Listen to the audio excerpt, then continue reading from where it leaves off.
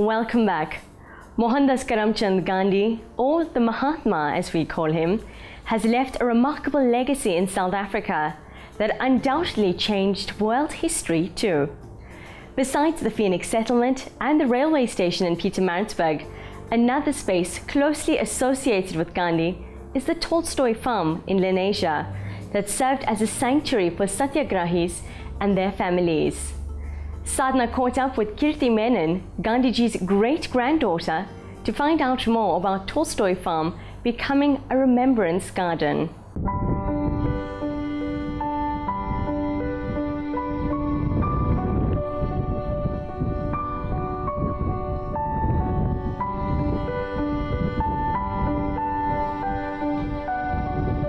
First came Phoenix, where Phoenix had already been established, Phoenix settlement in Durban, and then came Tolstoy Farm.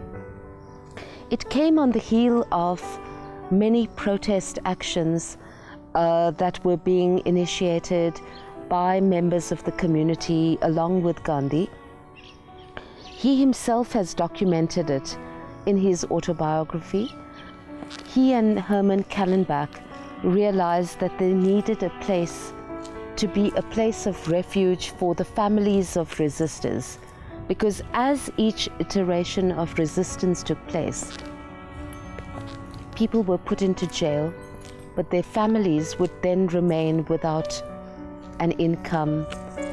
Bapuji, in his infinite wisdom, said, if I am pushing people to the point of resistance, then it's a moral responsibility to create a place of refuge. And so that's what Tolstoy Farm began as, a place of refuge, a place of safety, a safe haven for the families of resistors and those who would be participating in further resistance movements.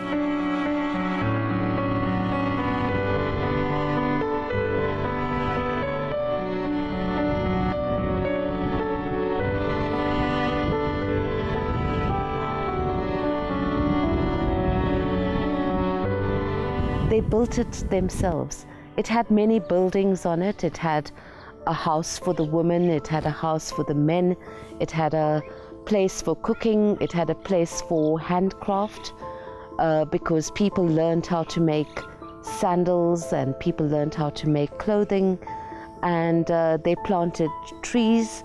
The soil was very fertile, and the idea was to have a community that was self-sustaining. Gandhi himself derived inspiration from Ruskin, from Tolstoy.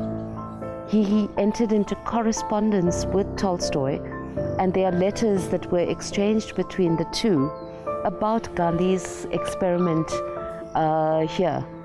Tolstoy himself was an advocate of communal living, as well as the power and strength in non-violent action against any inequities, any injustices.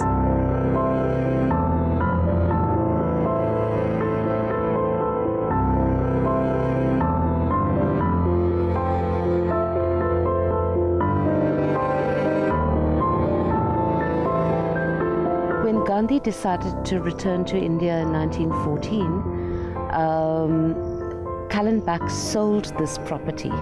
So the original Tolstoy Farm consisted of many acres, and this is a symbolic gesture of a limited 1 acre piece of land that has been allocated to the committee to look after it.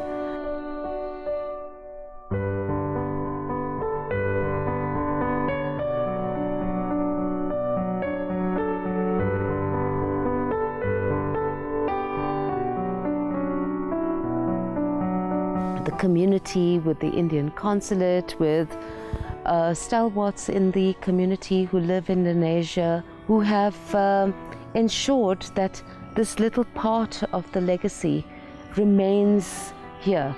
The plan at the moment is to create a kind of a garden of remembrance. By Gandhi's own description in his autobiography, He speaks of the 18 miles from here to the city of Joburg, which he did twice a day walking. Walking was a very central part of his life. You will see that later, he undertook the Salt March. He walked from village to village, spreading the word of non-violence in India. He walked in South Africa, the famous marches that took place from Volksrust, etc. And so you will see that walking in itself might have been a form of reflection time for Gandhi.